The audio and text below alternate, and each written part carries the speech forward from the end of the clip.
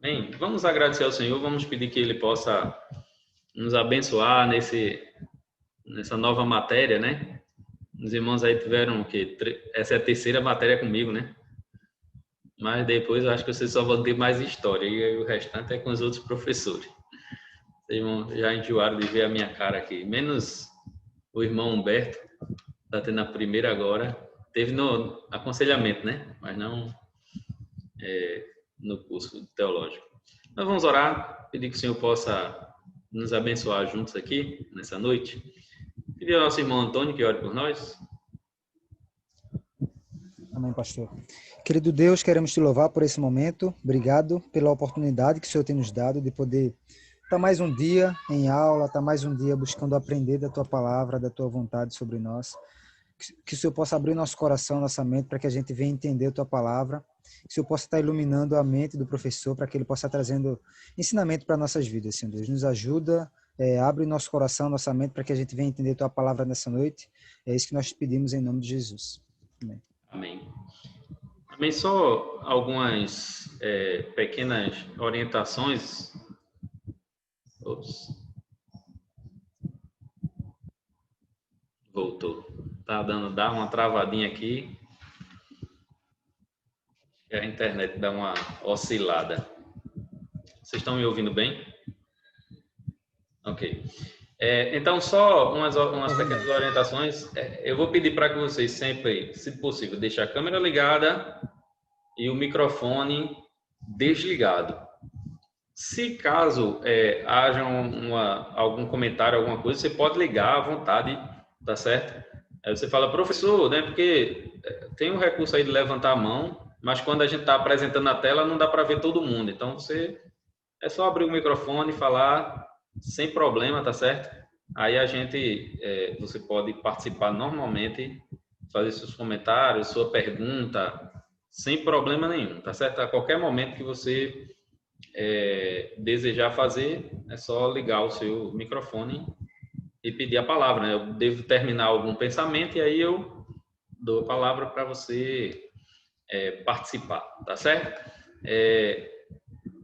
Eu estava lembrando de um episódio que aconteceu essa semana no Superior Tribunal de Justiça, o desembargador lá trabalhando com a toga aqui, só que embaixo ele tá só de cueca. E ele se levantou para pegar um livro e quando ele voltou, ele não se ligou que estava filmando ele lá só de vestido em cima, mas embaixo de cueca, né? Então, a gente tem que ter cuidado nessas lives para não dar esses... A gente fica à vontade demais em casa, né? Aí, cuidado para não dar esses vacilos aí. Esse negócio aí é meio complicado. Mas, enfim. Meus irmãos, vamos abrir as nossas Bíblias lá em Atos, capítulo 13. Atos, capítulo 13, que a gente aqui não precisa de apresentação, todo mundo já se conhece, né? Então, Atos, capítulo 13, a partir do versículo 16, só para a gente entender uma situação aqui que eu quero colocar para a gente. Atos, capítulo 13, a partir do versículo 16. Amém? Diz assim: Então Paulo se levantou e, pedindo silêncio com a mão, disse: Homens israelitas, e vós tementes a Deus, ouvi. O Deus deste povo de Israel escolheu nossos pais e exaltou o povo quando eram estrangeiros na terra do Egito, de onde os tirou com o braço poderoso. Ele suportou no deserto ele os suportou no deserto por quase 40 anos. Depois de destruir as 7 nações da terra de Canaã, deu-lhes o território delas por herança. Isso tudo levou cerca de 450 anos. Depois disso, deu-lhes juízes até o profeta Samuel. Então pediram um rei, e durante 40 anos, Deus lhe deu como rei Saul, filho de Quis, homem da tribo de Benjamim. Depois que tirou Saul, deu-lhes Davi como rei, do qual também testemunhou, dizendo: Achei Davi, filho de Jessé, homem segundo meu coração, que fará toda a minha vontade. Da descendência deste, conforme a promessa, Deus trouxe a Israel o Salvador Jesus. Antes do aparecimento dele, João pregou a todo o povo de Israel um batismo de arrependimento. Mas ao concluir seu ministério, João dizia quem pensasse que eu sou?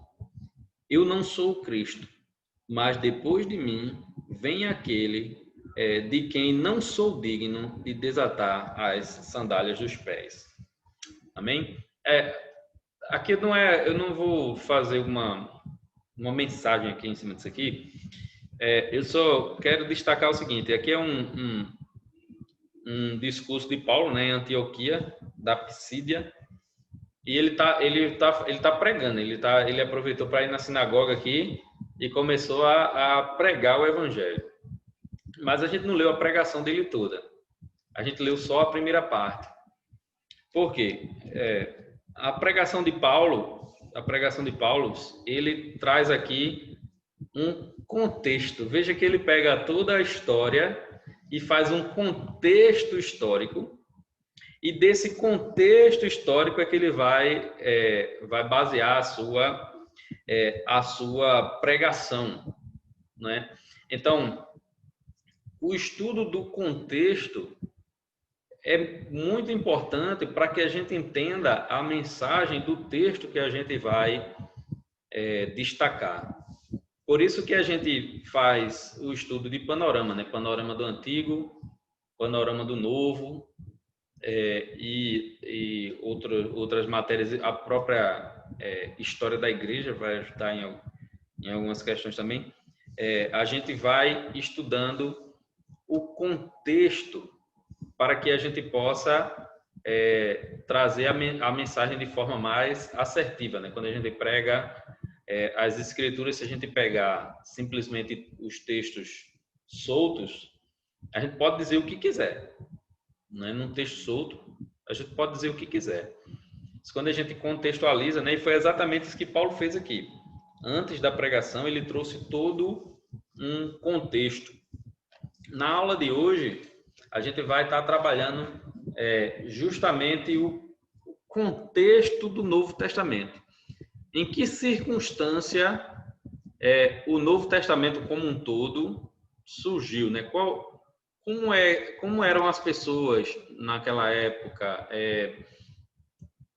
Vamos falar não só sobre o Império Romano, mas um pouco dos impérios que antecederam o Império Romano, um pouquinho antes, né, do Império Romano.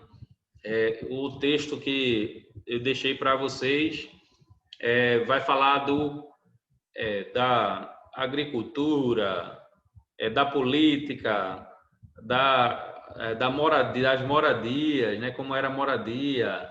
Enfim, vai falar de diversas coisas desse livro aqui. Panorama do Novo Testamento, né? Então, desse livro aqui que vou tirar, eu tirei a primeira leitura, né? E o vídeo vai falar também sobre o contexto anterior, né? Anterior à vinda de Jesus. Então, a gente vai trabalhar um pouquinho sobre esse contexto, vai ajudar vocês, enriquecer vocês, aí especialmente quando vocês estiverem ministrando as pessoas, né? Você aprende e você vai ministrar, aí você não vai pregar o texto solto, você vai colocá-lo num contexto, ok? Deixa eu apresentar aqui para a gente.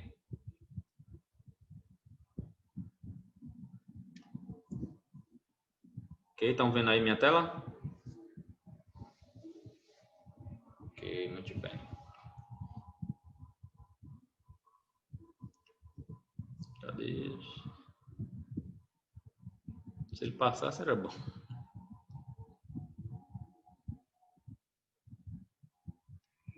Isso. Panorama do Novo Testamento.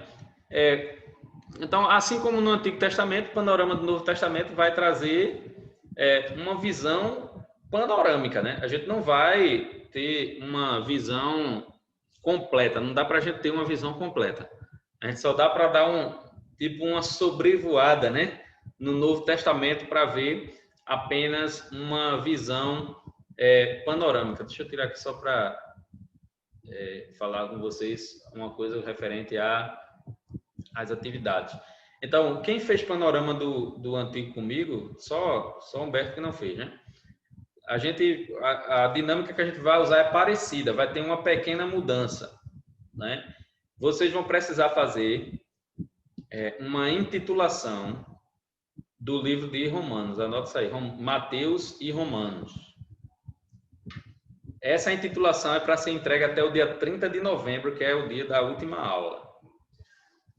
Então, anotem isso aí. Até 30 de novembro, vocês vão fazer a intitulação. Aí você já sabe como funciona. Você vai ler o Evangelho de Mateus, vai ler a carta aos Romanos e para cada capítulo você vai dar um título.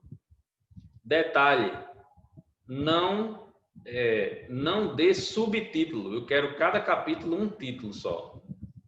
Né? Porque alguns alunos mandam com subtítulo. Não há necessidade de subtítulo, é um título só. Certo? Cada capítulo você resume aquele capítulo num título. Ok? Evangelho de Mateus, carta aos Romanos. E a dinâmica das semanas vai ser aula, leitura, aí tem sempre um vídeo e são os materiais que vocês vão ter para estudar. E como atividade você tem um fórum, certo? Aí você responde aquela pergunta lá do fórum e a segunda atividade é uma atividade de aplicação, que é aquela que você vai dizer, ó, que você aprendeu da aula, do vídeo, Agora, seja específico, certo? Se você leu lá um texto, aí você vai dizer, olha, o texto tratou sobre isso e eu aprendi isso, certo? Não precisa escrever muito, mas também não escreva 2 linhas. Outra coisa, se você disser, essa aula foi maravilhosa, aprendi muitas coisas, eu vou entender que você não aprendeu nada. Porque quem aprende muitas coisas não aprende nada, certo? Você tem que dizer, eu aprendi isso, ok? Então não diga que aprendeu muitas coisas que não aprendeu nada. Quem aprendeu muitas coisas não aprendeu nada, certo? Então seja específico. Então são de aplicação. Agora, o seminário me pediu para fazer 2 provas. Os irmãos sabem que eu não estava fazendo a prova, eu estava fazendo uma provinha no final de cada semana, uma provinha, né? Então eu vou ter que na terceira semana botar uma prova e na sexta semana botar outra prova, tá certo? Então no lugar daquelas provinhas que iam toda semana, para mim é mais fácil porque você vai, em vez de juntar tudo, né? Mas vocês vão ter que juntar tudo aí. Há sempre superiores, então tem que obedecer os superiores, não pode fazer nada, tá certo? Então vai ter a terceira e a sexta semana vai ter as atividades que vocês estão fazendo mais uma provinha, tá certo? Ok? E as provas vai ser do mesmo jeito, baseado no material que a gente tá passando, ok? Tá certo? Entenderam aí? E aí vocês vão ter no final 2 notas, tudo vai valer nota, né? O fórum tá valendo nota, só que o fórum, a intitulação e a atividade, ela compõe uma nota. E a outra nota é das 2 avaliações, tá certo? 50% aí, 50% das avaliações e 50% das outras atividades, tá certo? Então, significa que se você ficar faltando atividade, isso vai diminuindo sua nota. Outra coisa, os irmãos já sabem o processo, né? Você tem a data de entrega. Se você não entrega naquela data, você tem mais uma semana. Depois de uma semana, a atividade fecha.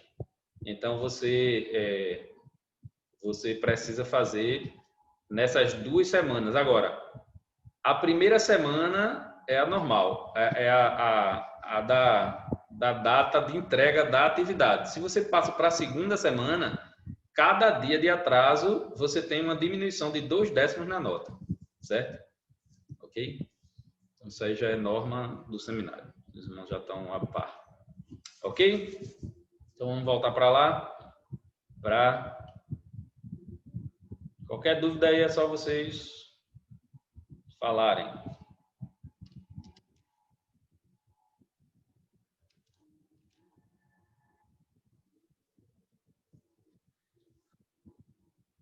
Meu computador meio tartaruga agora. Então, muitas pessoas não sabem, né? Mas a Bíblia não é um único livro, né? Antes é uma coletânea de várias obras escritas em um longo espaço de tempo e por diversas pessoas. Então, a gente até já trabalhou um pouco sobre isso lá no Antigo Testamento, né? São 66 livros e são diversas pessoas. Desde você tem um cara feito Moisés, que foi criado na corte, você tem os apóstolos lá, por exemplo, Pedro, que foi pescador, né? João foi pescador. Enfim, você tem Lucas, que foi médico. Então, você tem as diferentes tipos de pessoas escrevendo as escrituras. Então, uma das divisões que fazemos é entre o Antigo e o Novo Testamento. O nosso foco, né, será no Novo Testamento, que nos informa sobre a vida de Jesus e sobre as primeiras décadas da era cristã, né, como a igreja teve seu início ali, né? Então, o Novo Testamento possui 27 livros escritos por 9 autores dentro de um espaço de, no máximo, 70 anos. Então, essas informações possivelmente vocês já tinham, né? Talvez alguns de vocês não tinham, é sobre a questão da duração, né? Os 70 anos ali de período mais ou menos em que foi escrito o Novo Testamento. Agora, qual é o principal evento do Novo Testamento? Quem é que arrisca dizer? Qual é o principal evento do Novo Testamento?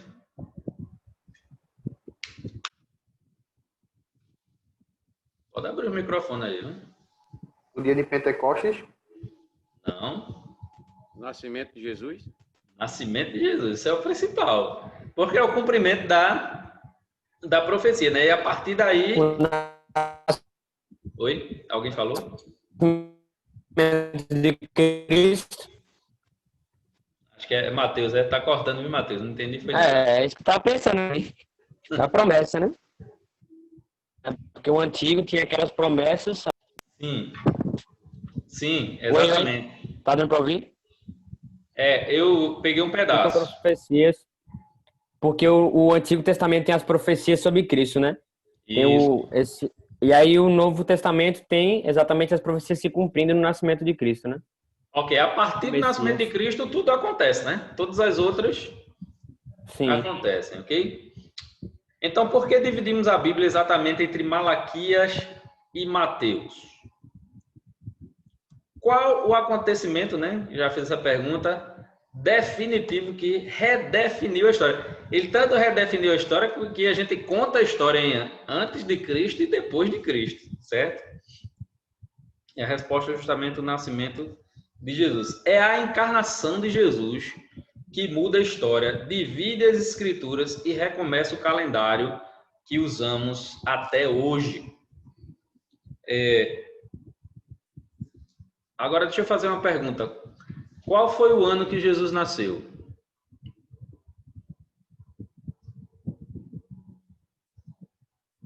Breno, vocês têm que participar aí comigo, né? Qual foi o ano que Jesus nasceu?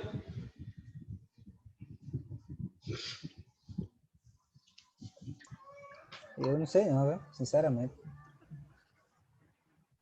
A lógica aqui é que seria o ano zero.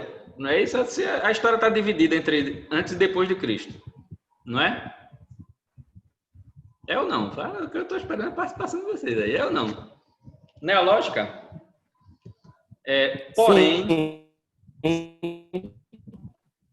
tem um detalhe aqui.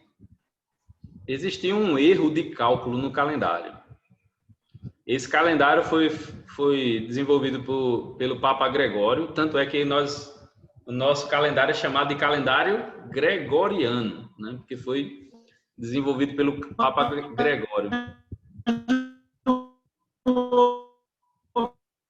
Eita, tem alguns que tá bem cortando a pastor Sérgio, né?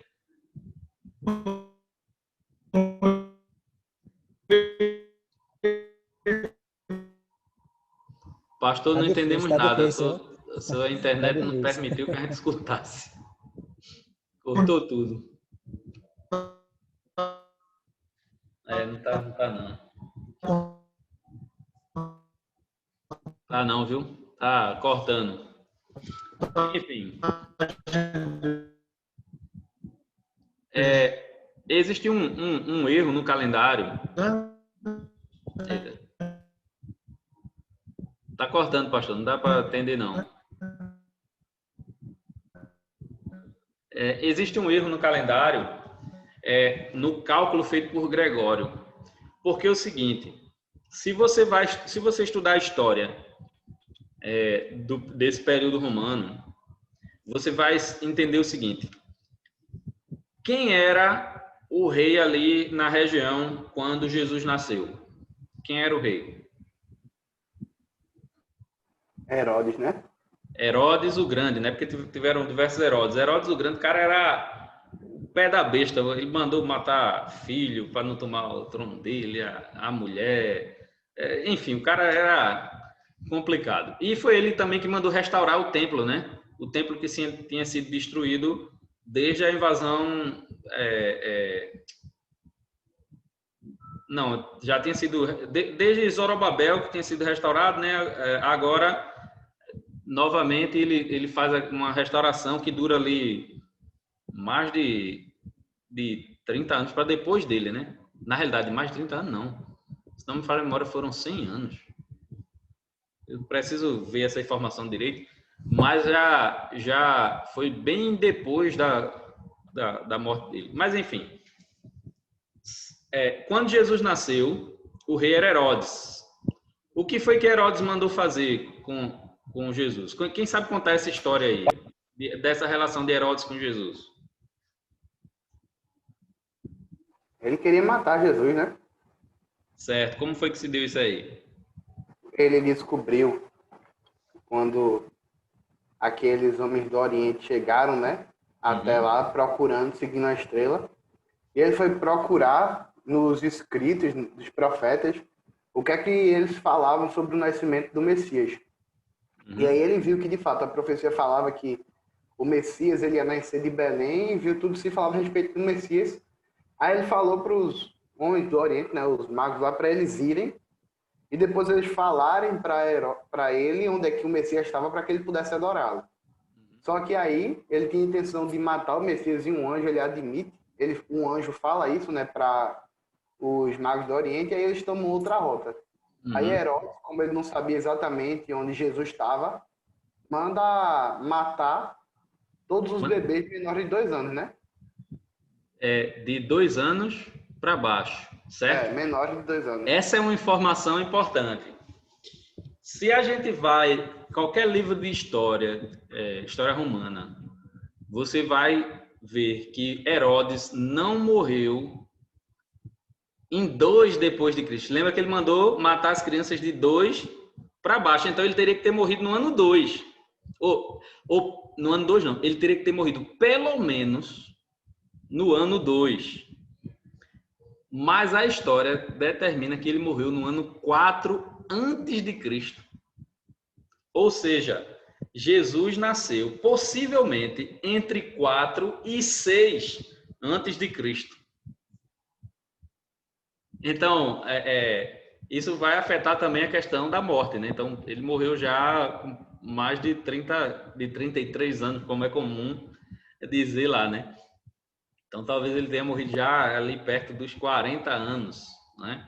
Então, são algumas tradições que que a gente tem, mas que, na realidade, são tradições romanas, né? Mateus levantou a mão. Pode falar, Mateus.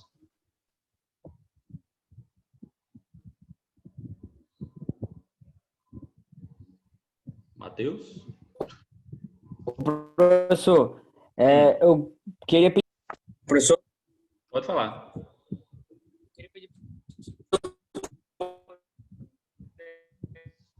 Tá cortando, não tá entendendo nada.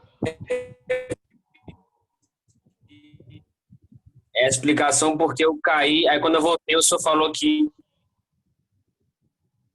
Você quer que eu explique novamente? Eu vou... Tu pode botar no chat, porque tá com essa dificuldade aí, fica... Aí no chat aqui eu vejo, ó. Ok. Isso. Ok. A questão é que o Papa Gregório, ele errou no calendário. Ele fez um cálculo errado. Por quê? Porque se Jesus nasceu na época de Herodes e Herodes mandou matar as crianças de 2 anos para baixo, quer dizer que Jesus podia ter até 2 anos quando Herodes mandou matar as crianças ali. E na história determina que Herodes morreu no ano 4 antes de Cristo.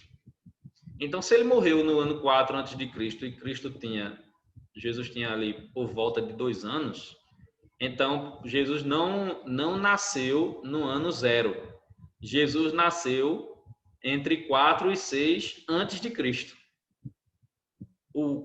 Agora, o erro aí foi do calendário feito pelo Papa Gregório, né? Certo? Ok? Então, são algumas... A gente tá em 2026 já, né? Pois é. Deixa eu ver aqui que o Matheus está botando mais alguma coisa aqui. Ah, entendeu. Ok. Tem algumas coisas que a gente entende por tradição. Por tradição. Por exemplo, uma tradição é sobre os Reis Magos, que Neto falou aqui, que é tratado apenas no Evangelho de Mateus.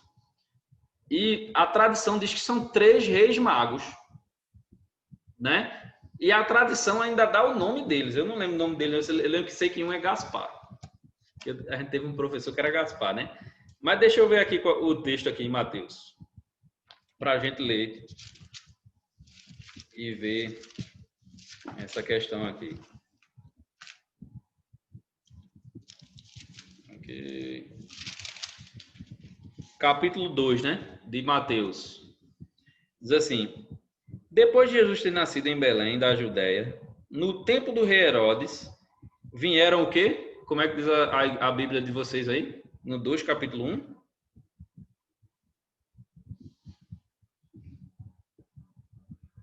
Magos do Oriente. Magos do Oriente. Alguma versão de alguma coisa diferente aí? A minha diz alguns magos do Oriente. Alguns sábios. Pronto. Não é a mesma coisa. Então, veja bem. Onde é que está 3 aqui? Agora a questão está nos presentes, né? Ouro, incenso e mirra. Foi o que eles levaram. Então, a tradição vai determinar que foram 3, porque tinha esses 3 tipos de presente. Mas o texto não diz que eram 3. Na realidade, tem estudiosos que chegam a dizer que pode ter sido até 12. Até 12 reis magos, certo? Agora, a gente não tem como determinar isso. Mateus, quem criou o calendário foi o Papa Gregório, né? O calendário antes de Cristo, depois de Cristo, foi o Papa Gregório o Grande, justamente na época que a igreja é quem dominava tudo, né? Então, o que a igreja determinasse, ali no período imperial, né? Então, o que a igreja determinasse acabava valendo. Ele foi um papa muito importante, certo? Um papa muito, muito importante. Mas ele criou esse calendário aí, ele acabou errando, né, nos cálculos. Ok? Muito bem. Aqui.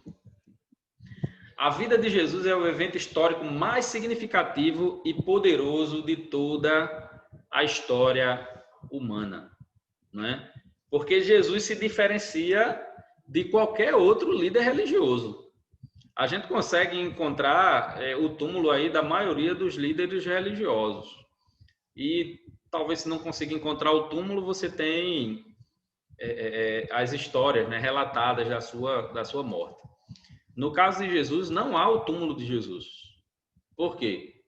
Porque Jesus não ficou preso no túmulo. Jesus ressuscitou, né? Tem os lugares lá, no lugar que Jesus foi enterrado, mas não tem como ter o corpo de Jesus lá, né? Enfim,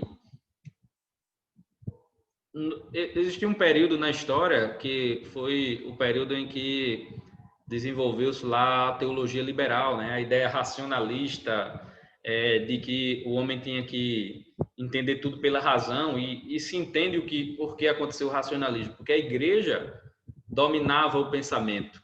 E uma vez que a igreja perdeu esse domínio do pensamento, então qualquer um podia agora pensar livremente. E a ideia de o homem por ele ser mais racional, ele não vai conseguir conceber a ideia de milagres, por exemplo.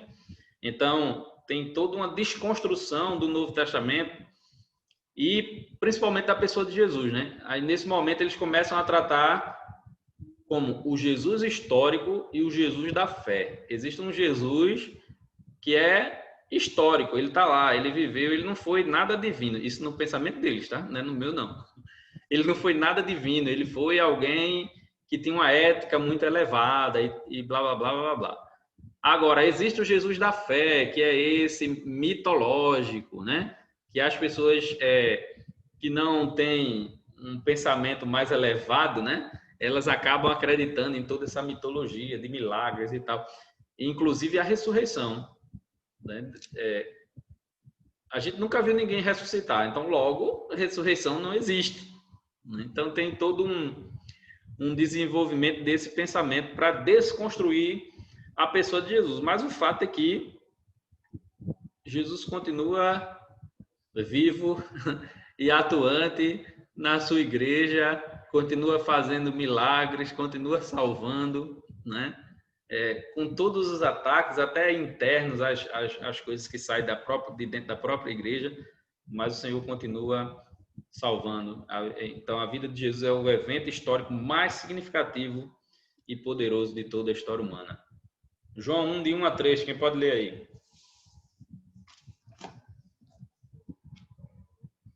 Só abrir aí. No princípio era o Verbo, e o Verbo estava com Deus, e o Verbo era Deus.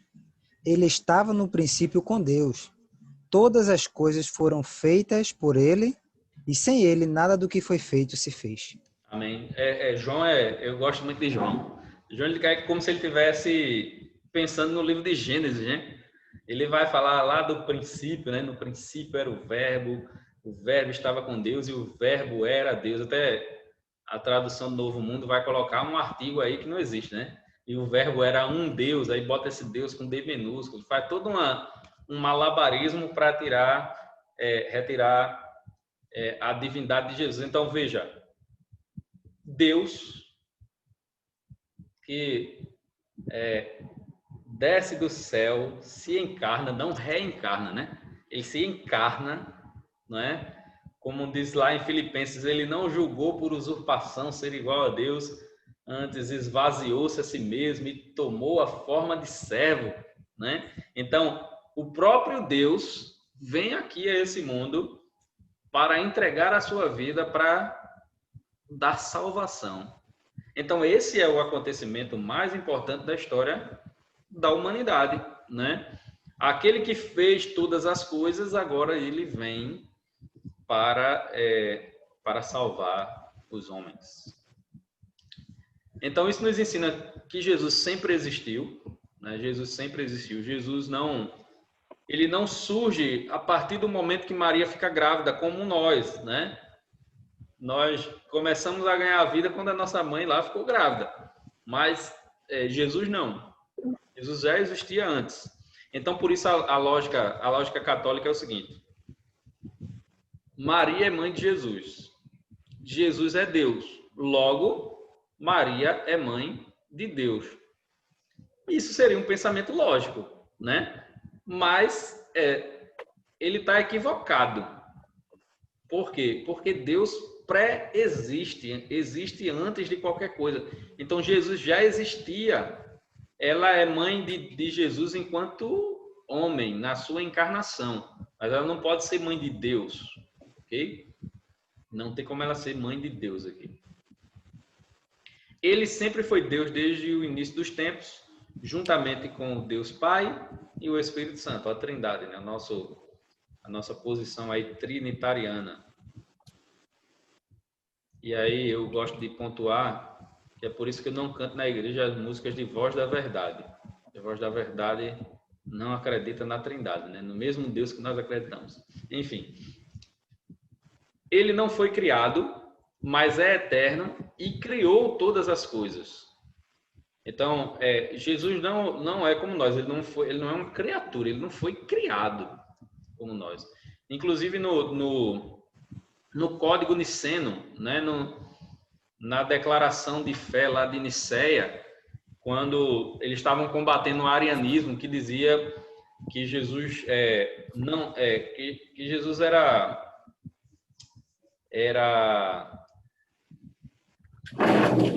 um fantasma, assim, né? Um fantasma, porque Jesus não podia ser homem por conta tem umas questões também um pouquinho de ideia meio agnóstica ali. Enfim, então Jesus, o Código de Nicéia vai dizer que Jesus não é criado, ele é gerado, né? Ele não é criado, ele é gerado. Então, ele é eterno, ele não foi criado como nós, ele é eterno, e ele não só não foi criado, como ele criou todas as coisas.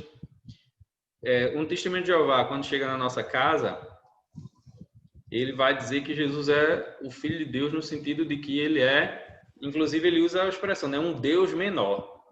Aí ele cria um problema, que ele cria um problema de que existe mais do que Deus, existem outros deuses. Jesus é um Deus menor. E tem um outro problema, né? Quando você vai lá para Gênesis, o texto de Gênesis 1 é o único que eu sei em hebraico. O resto vocês podem perguntar ao pastor Anselmo, que ele é o professor de hebraico.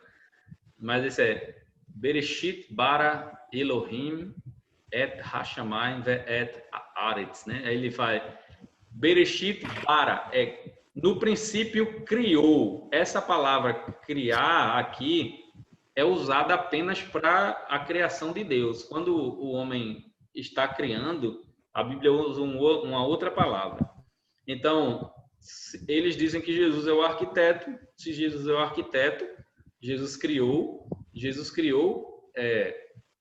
com a palavra bara, né? A palavra que é usada apenas para Deus. Então, Jesus também é Deus.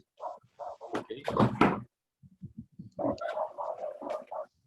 Mas existe um momento em que Jesus entra na história, né? Ele se revela a todos os homens. Então, o apóstolo João afirma aqui no mesmo capítulo 1, né, no versículo 14, diz: "E o verbo se fez carne e habitou entre nós, cheio de graça e de verdade, e vimos a sua glória como a glória do unigênito do Pai." Eu acho esse texto um dos mais belos das Escrituras, né? Ele vem falando que Jesus é Deus, né? E aí ele conclui aquela perícope ali com esse versículo, né? O verbo se fez carne e habitou entre nós, cheio de graça e verdade, e vimos a sua glória como a glória do unigênito do Pai. Aí se você vai lá para a carta, para 1 João, ele vai começar a olhar aquele que nossos olhos viram, que nossos ouvidos ouviram, que nossas mãos apalparam com respeito ao verbo da vida. Então ele vai fazer vai trazer essa mesma ideia de Jesus, da divindade de Jesus, né? Então o Novo Testamento é o lugar da Bíblia onde Jesus se encarna e passa a viver entre os homens. Okay? Ele não foi criado neste momento, apenas se revelou ao mundo para que pudéssemos vê-lo. Então, não é o momento que Jesus foi criado. É o momento que Jesus encarnou. E não é reencarnou feito os espíritas, né? Ele encarnou.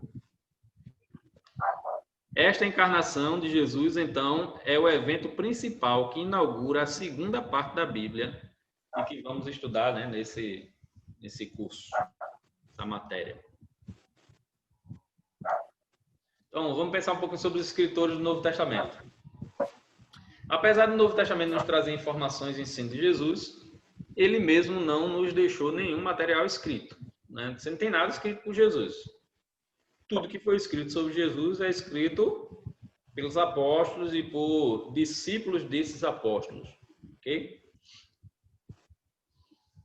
Os escritores foram inspirados pelo Espírito Santo para registrarem as suas experiências e impressões os acontecimentos históricos e tudo aquilo que Deus desejou que fosse registrado. Então, assim como no Antigo Testamento, no Novo Testamento, eles foram escritos, inspirados pelo Espírito Santo. Alguns vão dizer assim, o cristianismo é a religião de Constantino. Vocês já ouviram isso? O cristianismo é a religião de Constantino, e ele é quem determinou, por exemplo, quais livros iam ser usados na igreja. Ele descartou alguns que eram usados e ele empurrou outros ali à força, né? Então, há um pensamento sobre isso. Mas isso não é verdade. Isso não é verdade. Porque os livros do Novo Testamento, eles começaram a ser fechados a partir do 2º século, quando Marcião, um gnóstico, né, ele determinou quais livros para ele eram sagrados. Então ele pegou, por exemplo, apenas o Evangelho de Lucas, fatiou o Evangelho de Lucas, editou esse Evangelho, porque tirou toda a passagem que se referia ao Antigo Testamento, porque ele entendia que o Deus do Antigo Testamento era um Deus mau e o Deus do Novo Testamento era um Deus bom. E aí ele pegou alguns livros que a gente usa, outros livros de outros lugares, fez uma salada lá e disse assim, os livros sagrados são esse aqui. Então a igreja, nesse período, criou o credo. O que é que a igreja cria? Ele criou o cânon. Na realidade, ele começou a desenvolver o cânon, né? Quais livros realmente a igreja vai reconhecer? E ele criou chamada apostolicidade, né? A igreja verdadeira é aquela que está ligada aos apóstolos. Então começou uma correria para dizer, quem fundou a minha igreja foi tal apóstolo, quem fundou foi tal apóstolo, né? Então eles começaram a correr atrás disso. Agora, quando foi fechado o cânon? O cânon foi fechado no Concílio de Nicéia. Aí sim. Então, passou-se 200 anos a igreja determinando quais livros seriam sagrados. Então, quando chegou no Concílio de Nicéia, elas já tinham os livros que eram usados comumente na igreja. Então, a igreja determinou quais livros eram sagrados, quais livros eram inspirados pelo Espírito Santo e que seriam utilizados, né, na igreja. Ok? Tem alguma música tocando aí. Ok, então, alguns escritores, né? Nós tivemos discípulos de Jesus, né? Pedro e João. Apóstolos reconhecidos, certo? A gente tem os 12 apóstolos, depois Judas, né, morre, aí eles elegem Matias, mas aí tem alguns apóstolos conhecidos, reconhecidos, como o apóstolo Paulo e o próprio Tiago, irmão de Jesus, é chamado também reconhecido aí como apóstolo. Nós tivemos discípulos dos apóstolos, Lucas, Marcos, né, que foram pessoas que não foram apóstolos, mas foram discípulos desses apóstolos. Então, a gente tem aí diversas pessoas aí escrevendo, nove autores, na realidade, que boa parte ali é do apóstolo Paulo, o apóstolo João também tem uma certa quantidade. Tem o de Hebreus, que a gente não sabe quem é o autor, né? Ok? E sobre o idioma? Em que idioma foi escrito o Novo Testamento? Veja bem, o idioma mais falado em Israel era o aramaico. Esse era o idioma que Jesus falava, né? Esse era o idioma, era nesse idioma que Jesus pregava, ensinava e falava com seus discípulos. Era a língua ali comum ali da Palestina. Mas, ao ser registrado, os autores preferiram fazê-lo em grego koiné, já que naquela época o idioma grego era muito difundido. Era o idioma universal, né? Então, quem queria se comunicar internacionalmente tinha que falar o grego koiné, que era o grego do comércio, né? As pessoas viajavam de um lugar para o outro, então eles tinham que falar uma língua que pudesse se comunicar. Então, essa língua era o grego. Hoje talvez o que se assemelhe seria o inglês, né? O inglês você consegue se comunicar em diversas partes do mundo, né? Quem tem o inglês. Como eu não tenho, só consigo me comunicar por aqui.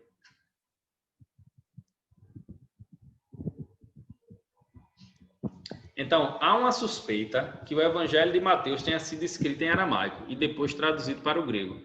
Portanto, podemos dizer que o Novo Testamento foi escrito em aramaico, provavelmente o Evangelho de Mateus, e em grego os demais livros. Tá certo? Então, perguntar a você, em que língua foi escrito o Novo Testamento? Grego e aramaico, possivelmente o aramaico, certo? Ok?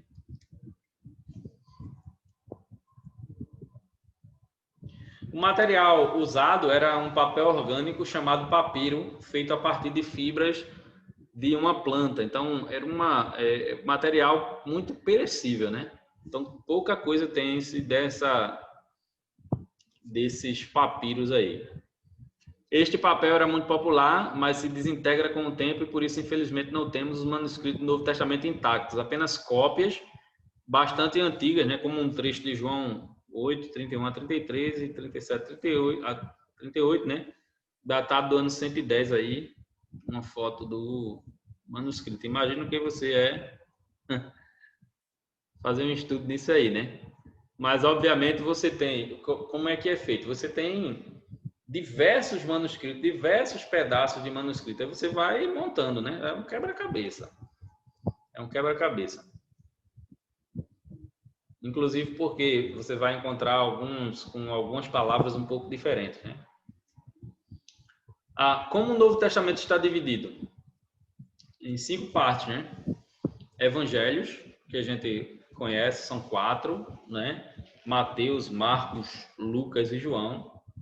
Um livro histórico, que é o livro de Atos dos Apóstolos.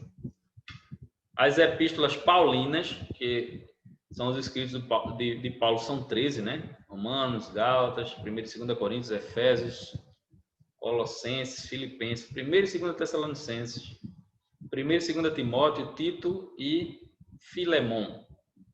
E as epístolas gerais, que aí são outros autores, né? Hebreus, Tiago, 1 e 2 Pedro, 1 e 2 e 3 João e Judas. É interessante, tanto Tiago quanto Judas foram irmãos do Senhor, né? E a profética, a carta profética, que é o Apocalipse de João.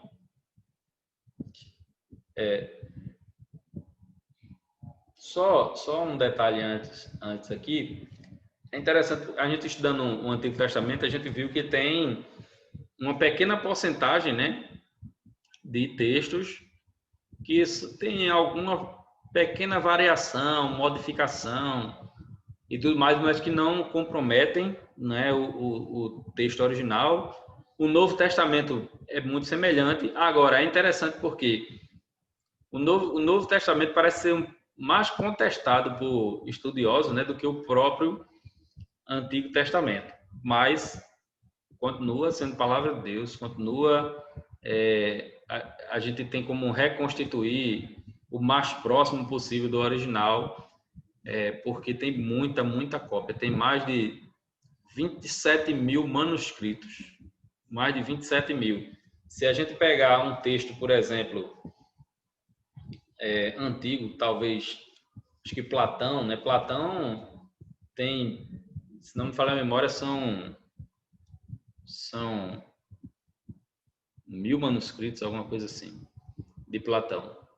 É bem menos, né? No Novo Testamento são 27 mil, então a diferença é grande, né? E a diferença de tempo do manuscrito para o original de Platão são 1.200 anos, enquanto que do Novo Testamento são algumas dezenas de anos, então é bem próximo, né? Bem próximo. Ok? Agora, eu falei para vocês que a gente precisa pensar um pouquinho no contexto, né? Nesse período intertestamentário ou interbíblico, ou os 400 anos de silêncio, né? Como alguns chamam. Aquela página em branco que está lá do meio da nossa Bíblia, né? Para entender melhor a mensagem do Novo Testamento, é importante entender um pouco do contexto religioso e social daquela época. Porque não houve nenhuma palavra profética inspirada por Deus durante o período interbíblico. Alguns chamam esse período de 400 anos de silêncio. Então, 400 anos onde não houve palavra profética. Isso não quer dizer que Deus não atuava. Isso quer dizer que não houve palavra profética. Então, está aí uma diferença que a gente tem para os católicos. Os católicos aceitam os livros apócrifos escritos nesse período de 400 anos de silêncio. Nós entendemos que não podemos aceitar justamente por ser anos de silêncio. Então, não são livros inspirados por Deus. Não tem como ser inspirado se Deus não usou profetas para isso. Mas muitas coisas aconteceram, né, nesse tempo que prepararam o mundo para a chegada de Jesus. Desenvolvimento histórico. Então, o mundo daquela época estava debaixo de um caos político. O imperador Alexandre o Grande havia dominado praticamente todo o mundo conhecido, inclusive a região de Israel. Depois da sua morte, os Ptolomeus e Seleucidas disputaram aquela região com a vitória dos Seleucidas. Então, a conquista de Alexandre o Grande, ele morreu possivelmente envenenado, né? Muito novo ainda.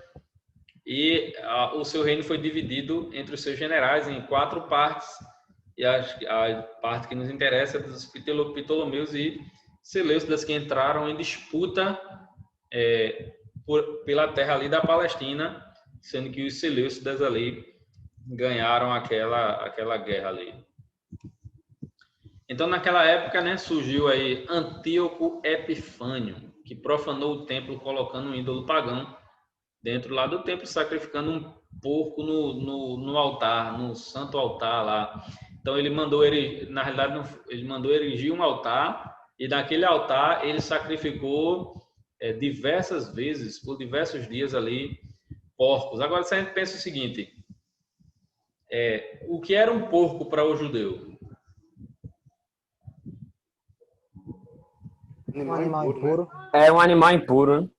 Animal impuro, né? Animal imundo. Então, o que é que vocês acham? Qual era o sentimento dos judeus em ver um porco sendo sacrificado no templo e aspergido no templo? O que é que vocês acham que eles pensavam?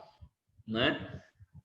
Eles estavam se sentindo extremamente violados por aquilo, certo? Então, Antíoco Epifânio foi um cara muito cruel.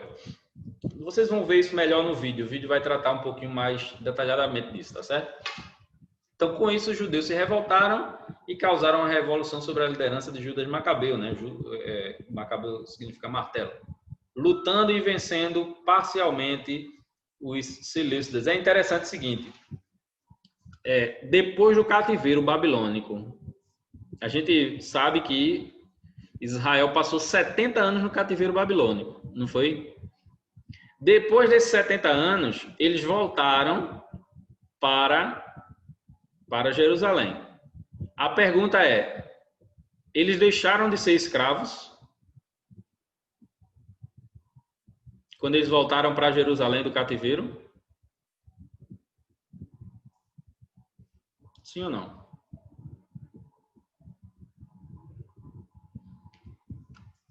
Eles deixaram de ser escravos quando eles voltaram do cativeiro? Eu estou esperando vocês falarem. Teoricamente, a gente está sendo induzido a falar que sim, né? Já que eles foram libertos do cativeiro. Não, estou induzindo você a falar que sim, não. Eles continuaram sendo servos da Pérsia. Eles foram libertos do cativeiro, mas não da servidão, de ter que pagar tributo. Eles continuaram.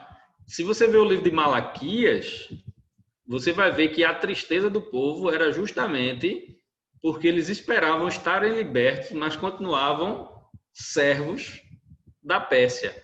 Quando veio o Império Grego, que derrubou o Império Persa, os judeus passaram a ser servos do Império Grego, né? Dos Ptolomeus, depois dos Seleucidas.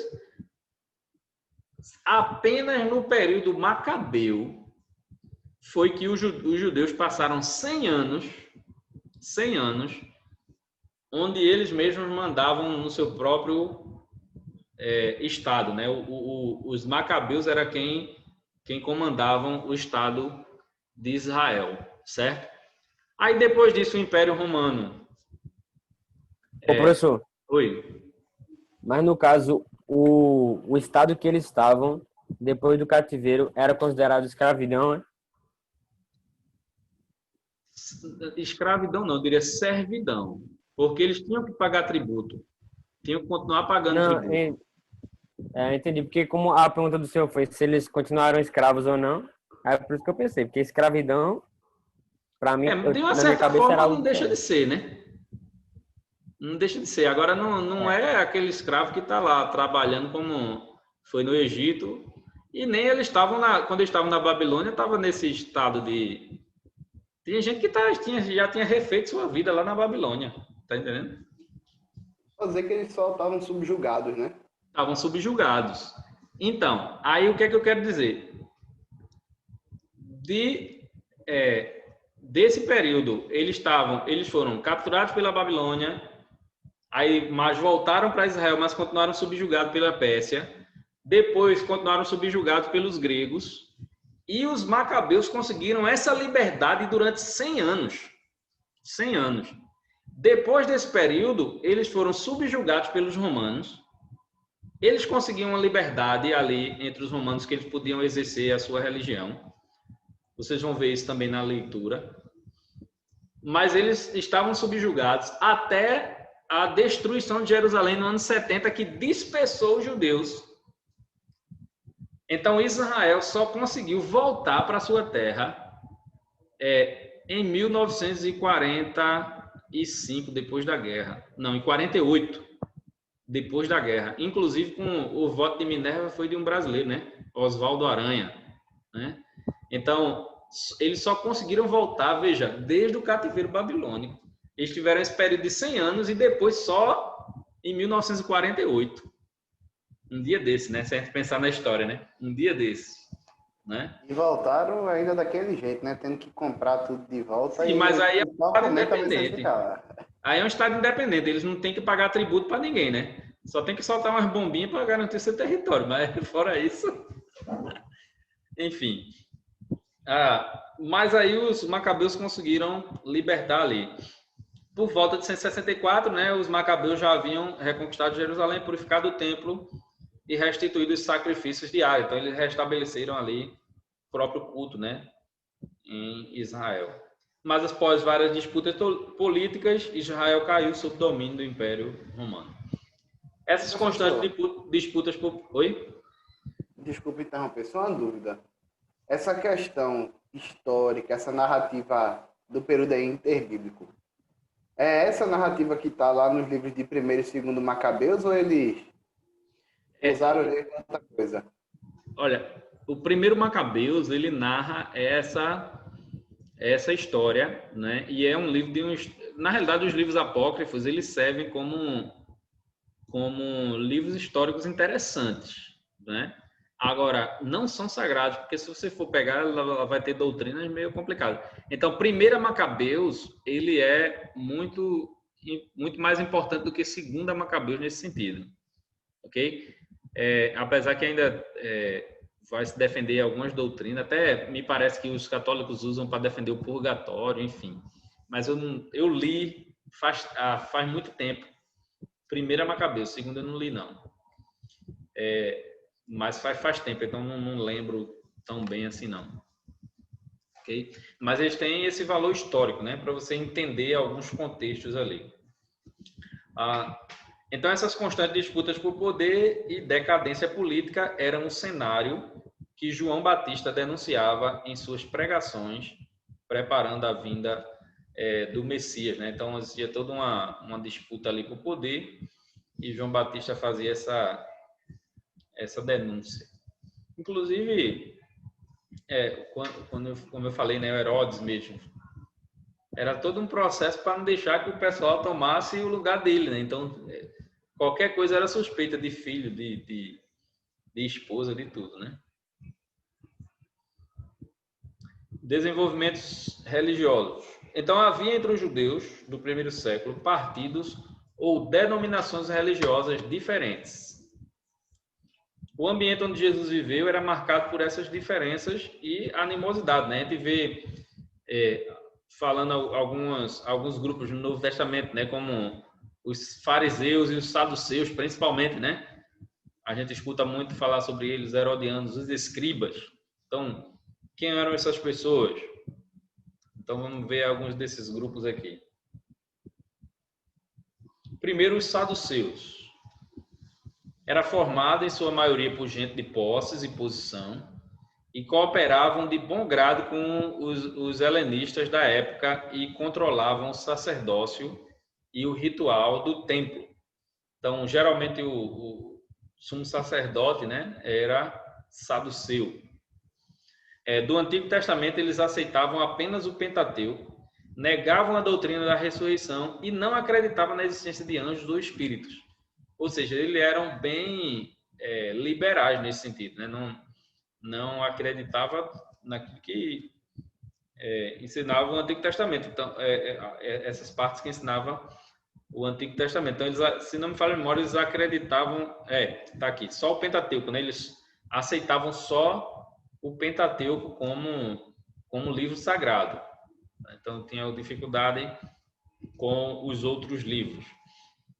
E aí, eles não acreditavam na ressurreição. A questão interessante aqui, né? Tem até embates ali falando sobre a ressurreição. O outro grupo, e talvez aqui o mais conhecido, eram os fariseus. Era o partido da lei e das sinagogas, sendo respeitados pelo povo, pelo seu zelo religioso. Observavam exageradamente tanto as leis rabínicas quanto as mosaicas. Então, os fariseus eram o pessoal que organizava ali a sinagoga, a religião de Israel. O povo comum olhava para eles e viam como homens santos, né? Mas Jesus ali revela diversos problemas ali com os fariseus, especialmente porque eles pegam a lei e conseguem dar um exagero na lei que complica tudo. Por exemplo, tem a lei de lavar as mãos. Já viu lá? Os seus discípulos comem sem lavar as mãos, né? Eles reclamaram lá de Jesus, lembram disso? Então, a lei dizia que tinha que lavar as mãos. Aí a gente começou a dizer, tem que lavar a mão antes de comer. Aí depois vai evoluindo aquela lei, dizer, agora tem que lavar a mão não só antes de comer, mas antes e depois de comer. Aí depois passa Professor? Oi. No caso, os fariseus, eles acreditavam na ressurreição ou não? Em anjo, essas coisas? Sim, acreditavam. Quem não acreditava Que era os agora, saduceus. que eu me lembrei de um texto, tá? Eu só me corrija se não for, né? Que eu me lembro que eu estava lendo Atos. Tem até um texto em Atos, né? Que Paulo ele vai fazer como se fosse uma contenda entre fariseu e saduceu. Que ele vai falar que ele está sendo julgado por acreditar na ressurreição, né? Aí é como se fosse... Aí ele faz uma contenda, então é exatamente os saduceus, né? Que não acreditavam na Mas lembra que o ressurreição sumo ali. sacerdote era saduceu. Os saduceus, eles comandavam, né? O sacerdócio ali. Enfim. Mas aí, quando eu estava falando de lavar as mãos, depois, com o passar do tempo, ainda foi lavado antes, durante e depois das refeições. E depois, com o passar do tempo, mais ainda, quem não lavasse a mão seria preso. Imagina, não lava a mão, você vai preso porque você não lavou a mão para comer. Então, eles iam aumentando, né? Eles colocavam a questão do sábado, que é talvez o maior volume ali de embate de Jesus com os fariseus com relação ao sábado, né? Então, eles pegavam o sábado e diziam assim, não pode fazer nenhum tipo de trabalho no sábado. Aí ele dizia assim, não pode cuspir no chão no sábado, porque se cuspir no chão, cair ali aquele cuspe numa sementinha, aquela sementinha germinar por conta daquele cuspe, você trabalhou. Eles não comiam ovos durante o sábado, porque podia ser que a galinha botou ovo naquele sábado e a galinha trabalhou. É bronco não? eles não podiam, por exemplo, se a casa tivesse pegando fogo. Então, a questão é a seguinte: quando você aperta muito, quando você é muito legalista e aperta muito, uma hora você vai ser engolido por essa lei. Isso é uma regra natural. Uma hora você vai ser engolido. Se você exagera nas normas e regras, uma hora ela vai lhe pegar, né? Então, o que é que eles faziam? Por exemplo, se a casa tivesse pegando fogo, eles não tinham, no sábado, eles não podiam sair carregando as coisas, porque ia estar trabalhando, tinha que deixar pegar fogo. Aí o que é que eles faziam? Entrava na casa, vestia o máximo de roupa que podia, porque roupa era... Você não conseguia roupa com facilidade, né? Naquela época. Era até espólio de guerra, porque você não tinha roupa com facilidade. Então, eles vestiam o máximo de roupa possível, porque se vestir não é trabalhar. Aí eles tentam criar um subterfúgio ali para poder sair com a roupa de dentro da casa, porque não podia carregar, porque seria trabalhar, mesmo que a casa estivesse pegando fogo, né? Então, veja a visão exagerada, né, dos fariseus, transformando leis que, se a gente pensar, a lei de Deus, ela não deve ser penosa, a Bíblia diz isso, né, que ela não deve ser penosa para a gente obedecer, mas ela não é fácil, porque Deus é o padrão de ser de santos porque eu sou santo, né? Então já não é fácil. Mas os fariseus faziam com que fosse ainda mais difícil, mas não porque Deus queria, mas porque eles colocavam as leis dele, né? Tem igrejas hoje que tem como se fosse uma cartilha de normas que o povo deve fazer ou não, né? Então a gente tem que ter algum cuidado com relação a essas coisas. Enfim, o outro grupo era os essênios. Se retiravam da sociedade e viviam em ascetismo, né, esse celibato, em grupos nos desertos. Davam atenção à leitura, estudo das escrituras, à oração e às lavagens cerimoniais, né, os batismos. Considerava-se o verdadeiro Israel e acreditava no Messias que viria. Então, possivelmente, alguns estudiosos dizem que João Batista deve ter sido um essênio, pelo fato de ele viver no deserto, de ter uma vida ascética, né? Ele vestia roupas de peles, comia gafanhoto e mel silvestre, lembra disso aí, né? E ele batizava. Então, alguns estudiosos vão chegar a entender que possivelmente João Batista deva ter sido um essênio, ok? Mas não é certo, que a Bíblia não diz, né?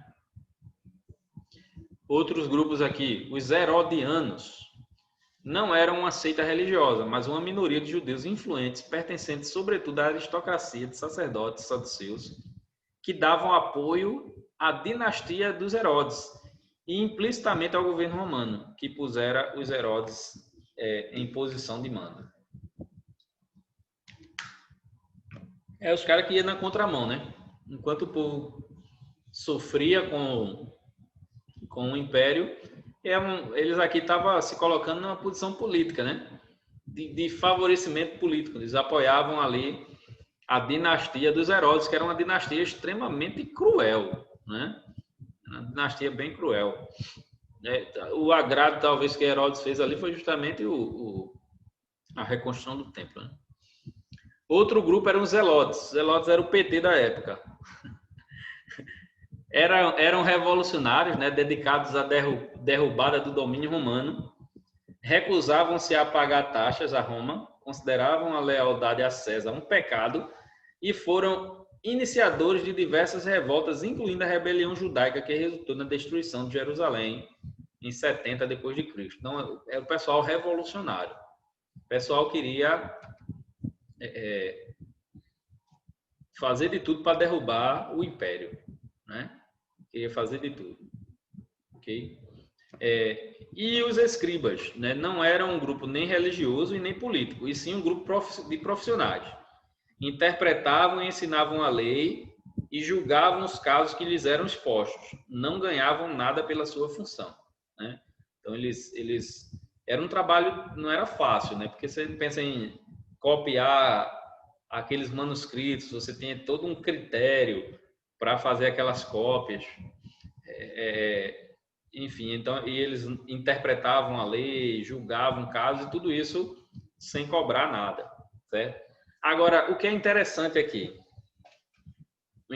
hoje eu vejo a igreja se dividindo muito por questão política.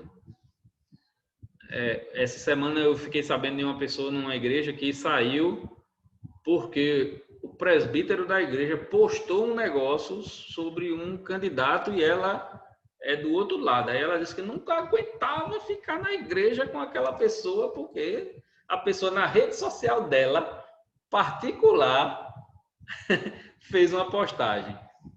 Isso é um pouco ridículo isso aí. Mas enfim, mas veja bem, Jesus, ele aglutinava todo mundo.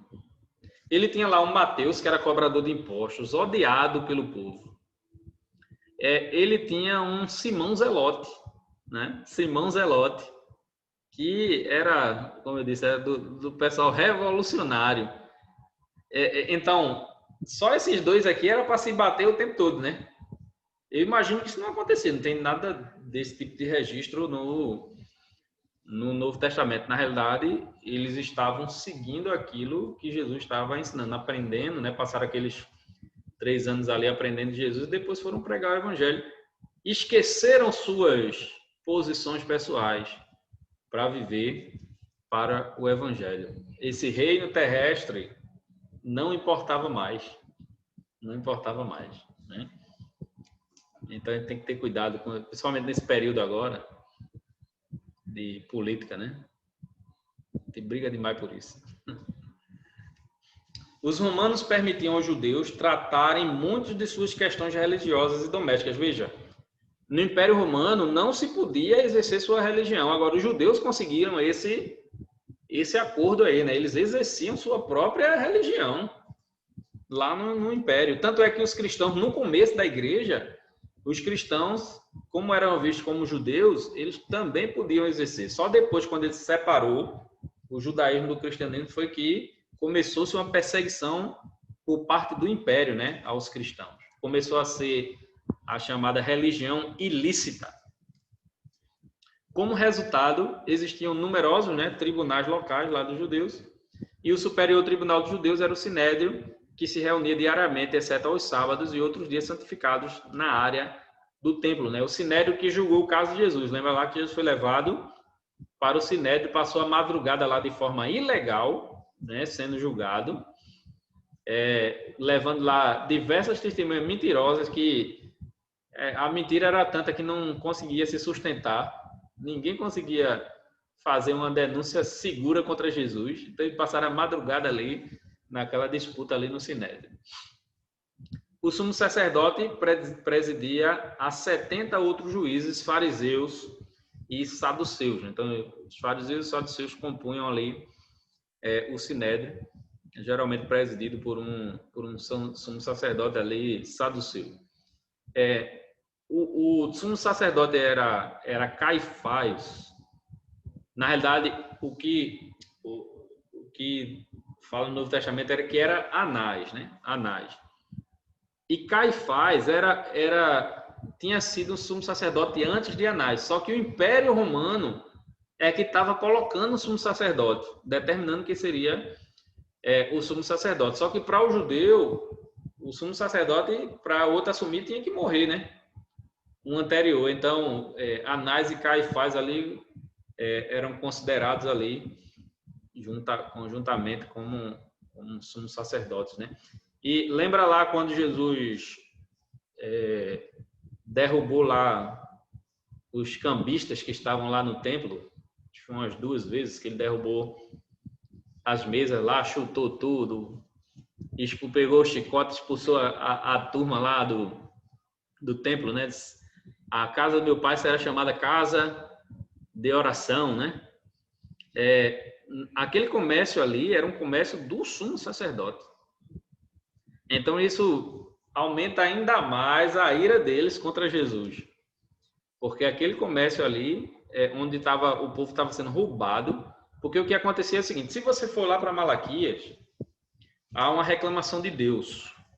Os sacerdotes, na realidade, eles têm que avaliar a oferta que está sendo trazida para o templo. Então, a oferta vai ter que vir de acordo com o padrão que é exigido pela lei, certo? Pois bem, em Malaquias, os sacerdotes, do jeito que estava vindo, o sacerdote estava passando, não queria nem saber. Aí Deus diz assim, quem dera que existisse, ele usa a palavra Oxalá, né? A gente liga muito esse ao candomblé, né? Oxalá é quem dera, né? Quem dera que existisse sacerdote aí que fechasse as portas do templo, que fechasse as portas do altar, para que não houvesse sacrifício, porque o povo ficava levando o sacerdote, aí levava roubado, levava doente, quase morrendo, e o sacerdote estava passando tudo. Quando chega no Novo Testamento, a coisa inverteu, mas não inverteu para dar certo, não, inverteu de um errado para o outro errado, né? Quando o povo chegava com os animais para o sacrifício, os sacerdotes barravam para que o povo pudesse comprar dos que estavam sendo vendidos lá, porque o comércio era do sumo sacerdote. Tá entendendo? Então, a forma do sumo sacerdote enriquecer. Então, ele dizia que não estava adequado o animal para o sacrifício e aí comprava o animal mais caro que estava sendo vendido lá no templo. E qual era o animal que tinha uma porcentagem maior de aumento? Quem chuta aí? Qual é o animal que tinha porcentagem maior de aumento? A ovelha? Não. As pombas.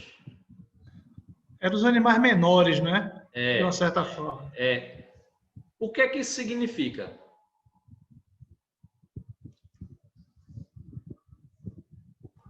Significa que os pobres é que estavam sendo mais prejudicados, né? Justamente. Ora, isso é durante toda a história, meu irmão. Durante toda a história, os pobres sempre são os mais explorados. É mais fácil de você roubar de quem não tem, porque as pessoas que têm menos força, menos voz, certo? Então, o sumo sacerdote estava usurpando aquilo ali, enchendo o bolso. Aí Jesus chega para expulsá-los de lá, inclusive porque eles estavam no pátio chamado Pátio dos Gentios, onde aquelas pessoas que não tinham se convertido ainda ao judaísmo ficavam para assistir o culto, conhecer a Deus e se converterem. Então, eles estavam usando esse pátio para esse comércio aí que estava enchendo o bolso ali do sumo sacerdote. Okay? Entre os judeus palestinos, a grande maioria do povo da terra não estava vinculada a partidos políticos. Como em todo lugar, né? A maioria do povo não está vinculado a partido político. Os escritos. Durante o período dos 400 anos de silêncio, espera aí que tá. Ok. Durante os 400 anos de período de silêncio de Deus, né, muita literatura foi produzida. Alguns documentos históricos importantes traduções das escrituras, né, e os livros apócrifos ali que a gente conhece. Uma delas é a Septuaginta, a gente já falou disso em Panorama do Antigo, né? Toda vez que você vê aí a sigla LXX, em qualquer livro de teologia que você está lendo, está referindo-se aí à Septuaginta. Okay? E a tradução ali do grego do Antigo Testamento, e foi feita ali em Alexandria, no Egito, né?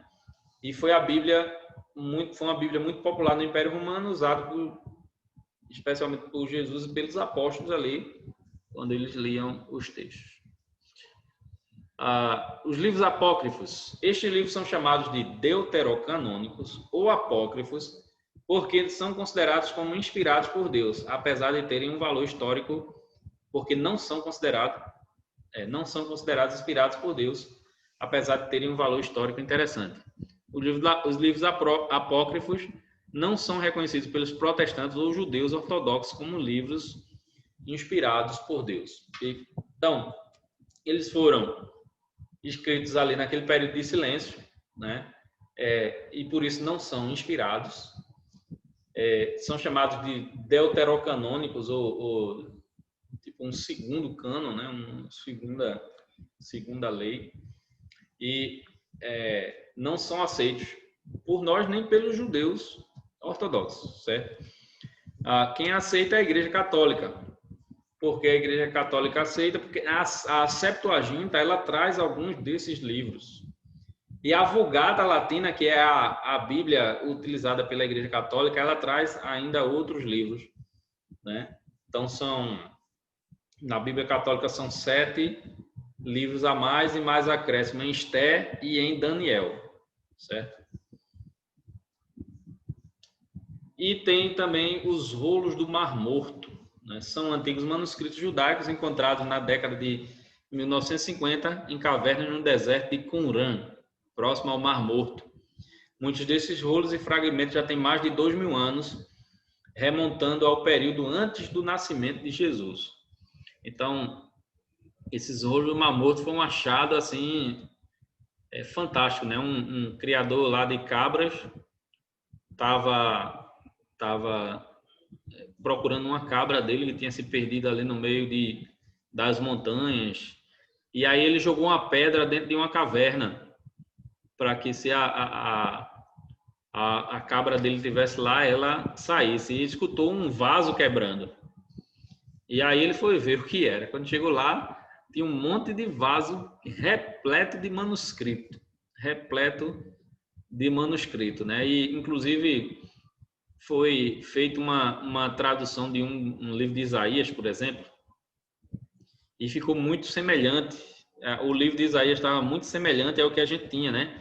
E o desse de Qumran talvez foi o mais antigo até hoje, o manuscrito mais antigo até hoje de Isaías. Então, mostra que a gente tem um texto fidedigno, né? Uma tradução fidedigna, que se mantém fidedigna ao original. Ok?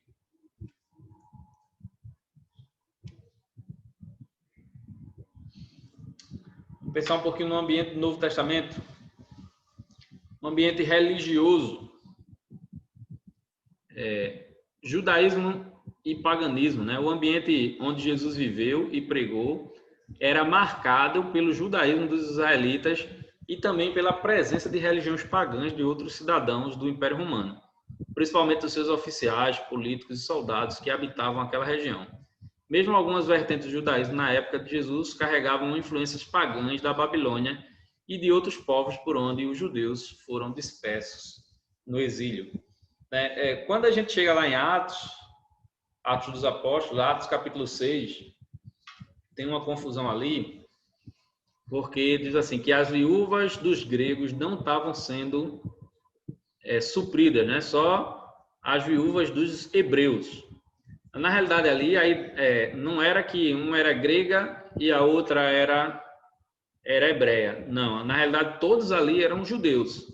Só que aqueles chamam de helenistas ou gregas eram da dispersão, eram judeus que estavam espalhados por todo o império, e esses judeus da dispersão, eles aceitavam mais a cultura grega, e os judeus chamados hebreus ali no texto, eles eram judeus que não aceitavam a cultura grega, nem a língua, nem eles aceitavam apenas a cultura judaica, né?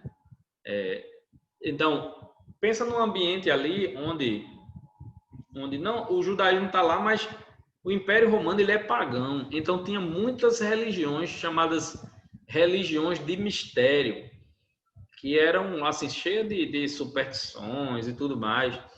Tanto e fora a quantidade de deuses, né, que eles adoravam.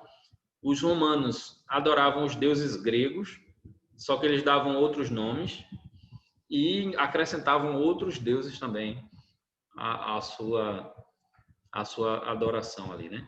Então os judeus estavam ali num ambiente cercado pelo paganismo. E quanto ao ambiente político? Depois de sofrerem a dominação de várias nações na história, no momento em que Jesus nasce, a nação de Israel estava sob o domínio do Império Romano, que dominava todo o mundo conhecido da época. Aos judeus era permitido terem o seu culto, língua, cultura, costumes e até seu código de leis, mas deveriam pagar impostos ao imperador romano e não causar nenhuma rebelião contra a sua autoridade. Veja, os judeus ali eram um certo barril de pólvora, né? De vez em quando estourava uma bagunça ali. Eles permitiam aos judeus, mas queriam que até eles podiam fazer seus julgamentos. Eles só não podiam decretar pena de morte. Tanto é que Jesus é levado para Pilatos, porque os judeus não podiam decretar pena de morte. E aí qual é a acusação que eles fazem? De blasfêmia? Não. Eles dizem que Jesus quer ser como César, né? Quer tomar o lugar de César, quer chamar de rei. Então eles fazem uma acusação para que os romanos aceitem ali matar Jesus. Então Pilatos não vê nenhuma situação que tivesse para matar Jesus, mas aí ele sucumbe à pressão, porque era um barril de pólvora ali. Era uma pressão grande, né? O povo que era dominado ali pelos romanos. E a cultura? A influência cultural era o helenismo, o que significa influência grega. Apesar do domínio político ser romano, o idioma e a filosofia grega já haviam dominado o mundo ocidental e influenciaram muito o ambiente do Novo Testamento. Nessa época já existia, por exemplo, as Olimpíadas. As Olimpíadas que a gente acompanha hoje pela televisão. Então só que eles competiam, eram só homens e competiam nus. Todo mundo nu, todo mundo peladão. E aí... Professor? Oi. O senhor falou esse negócio dos judeus não poderem decretar pena de morte, né? Uhum. Eu tava pensando aqui num texto que até é meio polêmico, porque eu até já vi algumas polêmicas sobre esse texto, aquele texto da mulher adúltera. Os judeus ali, eles decretam pena de morte, né? E seria contraditório, né? Na realidade, eles não decretam pena de morte, né? Eles levam para Jesus falar sobre a lei, tentando testar Jesus com relação à lei, porque a lei deles falava de pena de morte. Mas eles não decretam a pena de morte da mulher. Eles estão testando Jesus, né? Diferente. Só a passagem que me vem à mente é a passagem de Jesus mesmo. Jesus tem que ser levado a Pilatos. Ele passa pelo Sinédrio, recebe a acusação de blasfêmia, mas não é uma acusação que vá convencer o romano. Então ele até inverte a acusação. Ele diz que quer ser rei, né? Então é uma diferença aí. Ok? Voltando aqui aos Jogos Olímpicos. Então o cara que ganhava, ele era considerado um deus, né? Considerado um deus ali. Alguns judeus helenistas acabavam assimilando um pouco dessa cultura aí. Para o judeu tradicional, ele não aceitava essa cultura de jeito nenhum, porque o pensamento dominante era o pensamento grego. Por mais que o império fosse romano, mas a filosofia grega, o pensamento grego era aquilo que imperava. Inclusive, a filosofia grega ajudou até um pouco na expansão do cristianismo, porque ajudou a questionar ali os deuses, as divindades ali do império. Ok, testamento significa aliança, né? Um novo testamento significa que Deus permanece fiel à sua aliança, feita com a humanidade, mas sob uma nova forma. O perdão provisório, antes simbolizado pelo sacrifício de animais, é finalmente completado no sacrifício de Jesus na cruz. Então, não é que o perdão era feito através do sacrifício dos animais. O sacrifício dos animais apontava para o sacrifício de Cristo. E agora, no Novo Testamento, essa figura ela é completada. Tanto é que hoje a gente não precisa mais, né? A gente não leva mais nenhum animal para ser sacrificado. Portanto, a nova aliança, né, que temos com Deus é feita com base no sangue de Jesus. Veja, eu vou fazer uma afirmação para a gente pensar aqui sobre essa afirmação. Se eu disser para você que João Batista é o último profeta do Antigo Testamento, o que é que você entende por isso?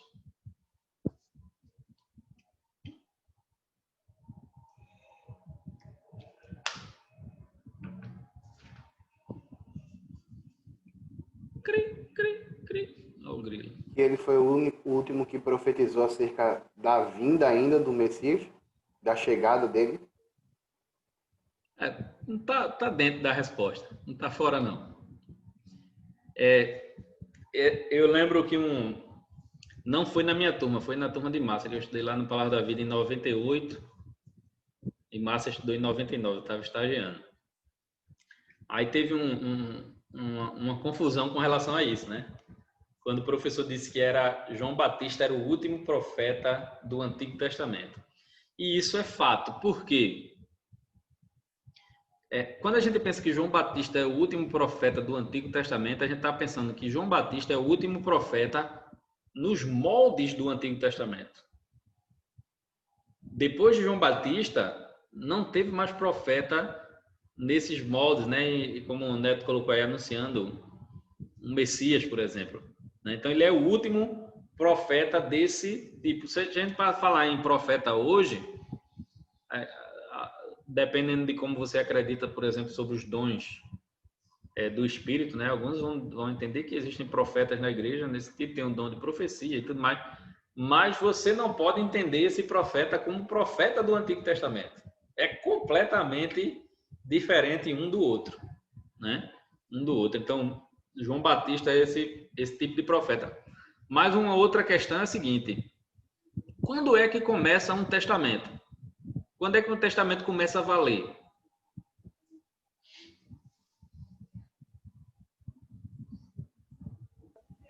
Com o cumprimento da promessa? Não. Quando ele é cumprido, né? Quando Não, ele é consumado, no caso. Não, mas quando é que ele é consumado? Ele é consumado na cruz. Não, vocês estão pensando no... Estou falando num testamento, um testamento. Quando é que um testamento é aberto? Dizer assim, agora a gente vai cumprir esse testamento. Quando quem faz o testamento morre, né? É isso? Justamente. O testamento, ele só tem validade com a morte do testador. Certo? Então, nesse sentido, os evangelhos seriam uma introdução ao Novo Testamento. Certo? Você conta a história dessa introdução, porque essa nova aliança, esse Novo Testamento, ele inicia na cruz. Certo? Ele inicia na cruz, mas você não pode contar já da cruz, você tem que contar, dar uma introdução, né? Então, essa introdução, nessa introdução está lá João Batista como o último profeta do Antigo Testamento. Ok? Deu para entender aí? Professor. Oi. Até como base disso que Neto falou, né? Eu estava vendo aqui na minha Bíblia, Lucas 16:16, fala que a lei e os profetas profetizaram até João. Desse tempo em diante estão sendo pregadas as boas novas do reino de Deus enfim, até essa parte aí. Isso. Estão sendo pregadas as boas novas do reino de Deus, né? Exatamente isso aí. Então, a partir daí, aí você tem o início do Novo Testamento, a partir da cruz, né? Você tem o início, de fato, do Novo Testamento, ok? Então, isso a gente pensando cronologicamente, né? Cronologicamente, certo? Ok? Eu sei que a primeira vez que eu escutei isso aí teve meio que uma confusãozinha e tal, mas acho que não é tão complicado, não. Mas qualquer dúvida, vocês digam aí, né? Quem pode ler o texto aí? Lucas 22:20. Da mesma forma, depois da ceia, tomou o cálice, dizendo: Este cálice é a nova aliança, no meu sangue derramado em favor de vocês. Então, Jesus ali na ceia, né, ele simboliza essa nova aliança que é iniciada a partir do derramamento do seu sangue, né, em favor dos seus, da sua igreja. de acordo com Hebreus 9, de 9 a 15, todas as festas religiosas, sistemas de sacrifícios, leis cerimoniais, dias sagrados, tudo isso era sombra de algo melhor que haveria de vir.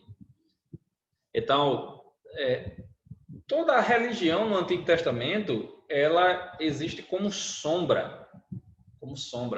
E agora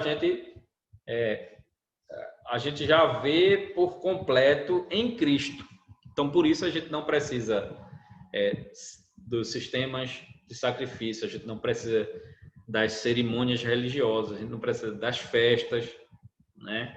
A gente não precisa dos dias sagrados. Obviamente, a igreja comemora alguns dias, eu não vejo problema nenhum com relação a isso, mas a gente não precisa disso. Isso não é o que nos salva. A gente lembra na Páscoa lá o sacrifício de Jesus, a gente lembra no Natal e tudo mais, mas a gente não precisa desses dias, de cumprir esses dias como os judeus precisavam cumprir esses dias, porque isso estão tudo sombra, e essas sombras se cumprem, a gente vê inteiramente cumprida lá em Jesus, ok? Agora a gente vê claramente, foi iluminado. Então essas coisas tinham uma aparência de justiça, né? Mas eram incapazes de justificar o homem. Quando Jesus veio, ele definitivamente libertou o homem. É Jesus quem nos liberta, por isso o nascimento dele foi o acontecimento mais importante da história da humanidade. Então, por isso, em Cristo, somos herdeiros da salvação nessa nova aliança, ou Novo Testamento, né, que nós estamos estudando. Okay?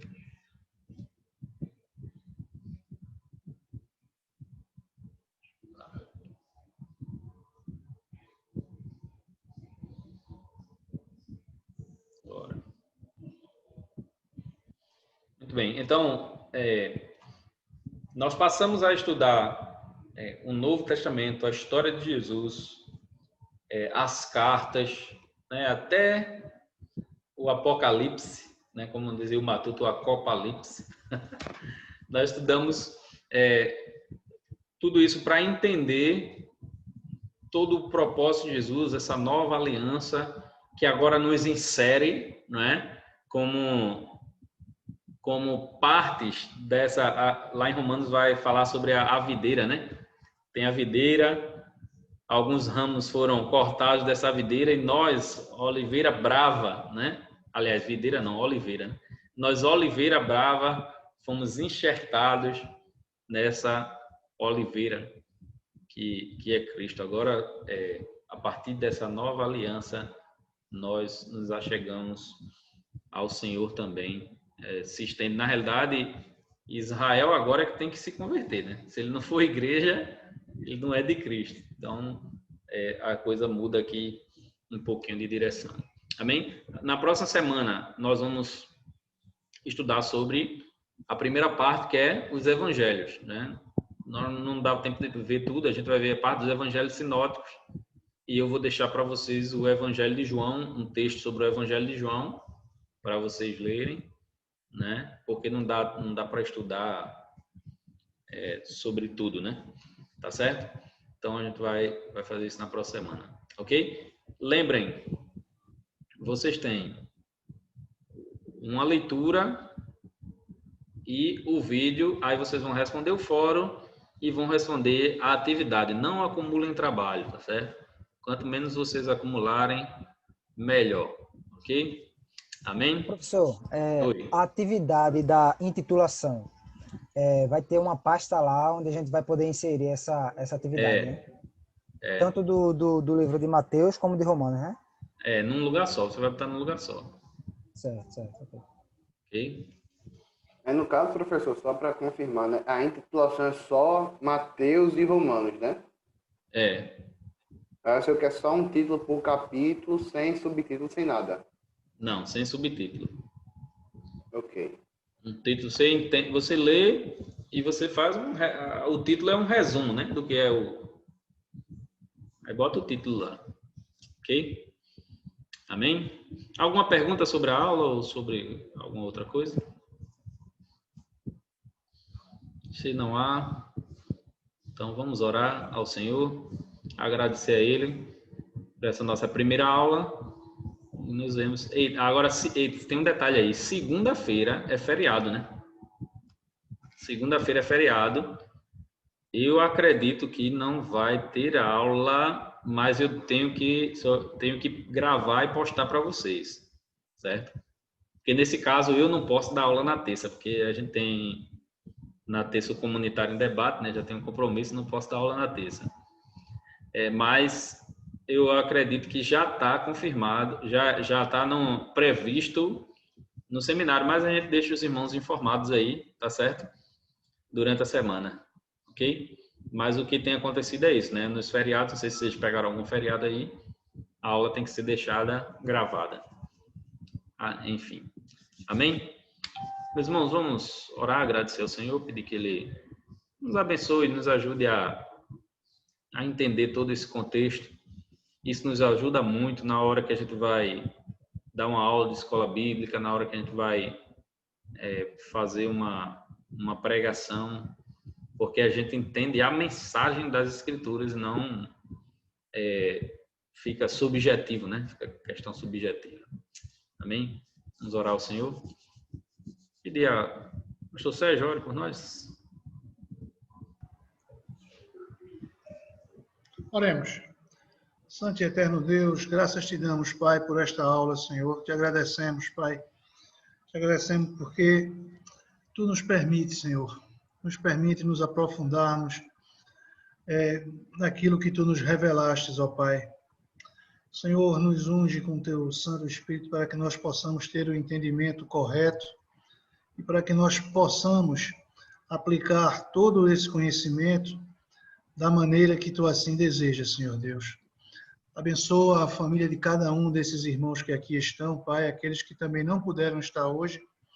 E cuida, Senhor, de cada um dos Teus servos, de cada um dos Teus filhos, para que nós possamos andar sempre nos Teus bons e retos caminhos. E assim, Paizinho Santo, nós te suplicamos em nome do Teu Filho Jesus Cristo. Amém. Amém. Amém, meus irmãos. Deixa eu parar aqui a gravação.